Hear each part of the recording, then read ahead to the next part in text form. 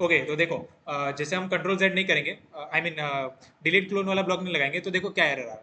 तो for example यहाँ पे मैं जब गेम स्टार्ट करता हूँ, सो सॉरी, यहाँ पे मुझे पहले ऑब्स्टेकल को यहाँ पे रखना होगा। ओके, तो ये हमारी जो है ना, ये ओरिजिनल ऑब्स्टेकल है, और यहाँ से नीचे से जो ऑब्स्टेकल्स आ रही है वो हमारी क्लोन्ड ऑब्स्टेकल्स है। ओके, तो ये क्लोन ऑब्स्टेकल आई, ये आई। देखो यहाँ पे क्या हो रहा है कि यहाँ पे बहुत सारे ऑब्स्टेकल्स एक साथ जमा हो जा रहे हैं। ये देखो, ये गया, ये बहुत सारा है। अब इन सब से मैं कैसे निपटूँ, बराबर कि नहीं? तो उसकी वजह से जो ऑब्स्टेकल एक बार चला गया, जो डायनासोर के लेफ्ट में या फिर एक्स एक्सिस उसकी -235 से छोटी हो गई, तो वो वापस से यहाँ से स्पॉन नहीं होना चाहिए। वो क्या होना चाहिए, वो डिलीट हो जाना चाहिए। क्यों डिलीट हो जाना चाहिए? क्योंकि अब नेक्स्ट ऑब्स्टेकल एक नया क्लोन आएगा, एक नया क्लोन बन के आएगा। ठीक है, आप समझे? तो मतलब पहले क्या हो रहा था, पहले हमारे पास एक ही ऑब्स्टेकल था। ठीक है, तो हमें क्या करना पड़ रहा था कि जैसे ही ये इसका -235 एक्सिस से एक्स एक्सिस -235 से छोटा हो जा रहा था, तब हमें इसको वापस से यहाँ से स्पॉन करवाना था। लेकिन अब क्या हो रहा है, अब हमारे पास क्लोन्स है, अब हमारे क्लोन्स नए नए बन रहे हैं। ठीक है, तो अब हमें क्या करना है, अब हमें जो पुराने क्लोन्स है उसको डिलीट करना है। ठीक है, तो जैसे ही वो -235 के नीचे चला जाएगा, तो उसका काम खत्म हो गया, तो हम उसको डिलीट कर देंगे। इसलिए हमने यहाँ पे लगा दिया डिलीट ब्लॉक। ठीक है, तो अब इसको एक बार ट्राई करके देखते हैं। देखो, अब ये आया नया ऑब्स्टिकल, ये भी नया ऑब्स्टिकल, ये भी नया ऑब्स्टिकल। तो अब देखो एकदम नया नया ऑब्स्टिकल आ रहा है। बट इसमें दिक्कत क्या हो रही है कि इसमें एक पैटर्न है कि फॉर एग्जाम्पल पहले ये आएगा, पहले ये आएगा, उसके बाद ये आएगा, फिर ये आएगा, फिर ये आएगा। ठीक है, तो इस पैटर्न को कोई भी पहचान सकता है।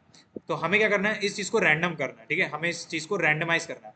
तो उस स्टेप पे बढ़ने से पहले देखो, एक ध्यान से एक चीज़ देखो कि यहाँ पे कैक्टस हमेशा यहीं पे रह रहा है। आई मीन ये हमेशा चेंज हो रहा है, लेकिन वो वहीं पे रह रहा है। वहाँ पे क्यों रह रहा है? उस चीज़ को हमें बंद करना है। हमें क्या करना है, हमें ओरिजिनल वाली स्प्राइट को हाइड करना है। तो वो चीज़ कैसे करेंगे हम? सिंपल, हमें क्या करना है, वैन ग्रीन फ्लैग के नीचे सिंपली इसको हाइड ब्लॉक लगा देना, बस हो गया। तो यहाँ पे मैंने हाइड ब्लॉक लगा दिया। अब क्या होगा, हमारा जो ओरिजिनल स्प्राइट है वो हाइड रहेगा, लेकिन जो हमारा डुप्लीकेट वाला स्प्राइट है, जो हमारा क्लोन वाला स्प्राइट है, देखो वो शो हो रहा है।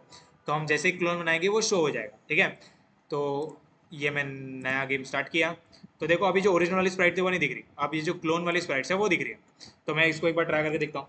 बट इसमें हमारे पास वापस वही दिक्कत आ गई कि ये जो स्प्राइट स्पॉन हो रहा है वो एकदम सेम पैटर्न में हो रहा है। कि फॉर एग्जांपल पहले ये खिल्ला आ रहा है मेटल का, फिर एक लकड़े का खिल्ला आ रहा है, फिर रॉक आ रही है, फिर कैक्टस आ रहा है, फिर वापस मेटल का किला, लकड़े का किला, रॉक, कैक्टस। तो ये है ना, ये जो साइकिल है वो चलती रहेगी। और देखो यहाँ पे स्कोर में भी दिक्कत है। स्कोर में देखना ध्यान से, 1-0, 1-0, 1-0।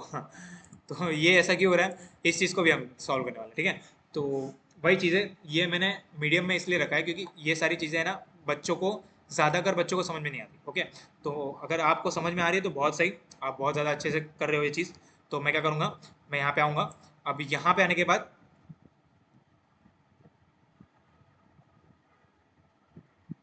यहाँ पे आने के बाद हाँ, तो मैं यहाँ पे आऊँगा। अब मुझे क्या करना था कि मुझे वो जो रैंडम, आई मीन जो ऑब्स्टिकल्स हमारे स्पॉन हो रहे थे वो रैंडम नहीं थे, हमें उसे रैंडम करना है। Random in the sense, random in the sense कि वो जब भी कोई एक नया ऑब्स्टिकल स्पॉन करेगा वो हमेशा अलग होना चाहिए। इन चारों में से कोई भी एक रैंडम होना चाहिए। ठीक है, तो वो मैं कैसे चूज़ करूँगा? मैं सिर्फ यहाँ पे जो नेक्स्ट कॉस्ट्यूम लगाया है उसको हटा दूँगा। उसकी जगह मैं क्या लिखूँगा, क्या लगाऊंगा, स्विच कॉस्ट्यूम लगाऊंगा। ओके, तो स्विच कॉस्ट्यूम, आप बोलोगे कि स्विच कॉस्ट्यूम में तो उल्टा मैं किसी एक को ही स्पॉन कराऊंगा, अलग अलग को कैसे स्पॉन कराऊंगा?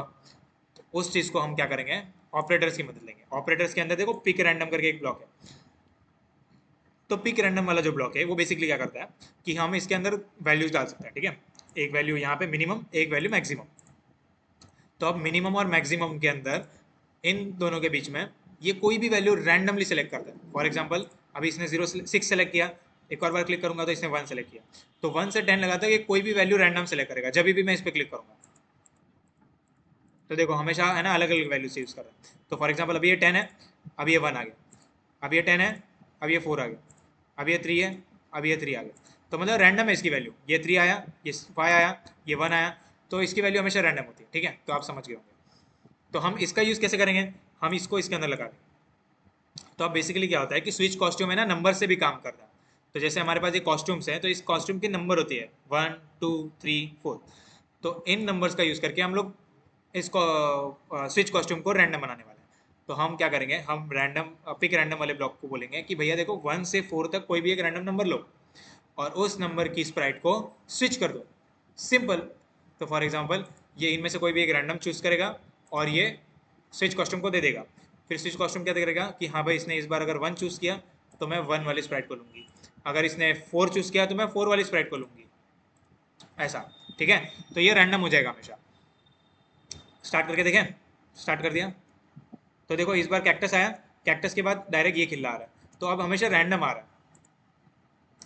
और एक और चीज़ है कि ये बहुत बड़ा है, अब हमें इसे छोटा भी करना होगा कि ये खिल्ला बहुत ज़्यादा बड़ा है, ये देखो। लेकिन ठीक है, मतलब रैंडम हो गया। बट अब वापस एक दिक्कत आ गई कि देखो हमारा स्कोर जो है वो 1 जा रहा है फिर 0 हो जा रहा है, 1 जा रहा है फिर 0 हो जा रहा है। तो ऐसा क्यों हो रहा है?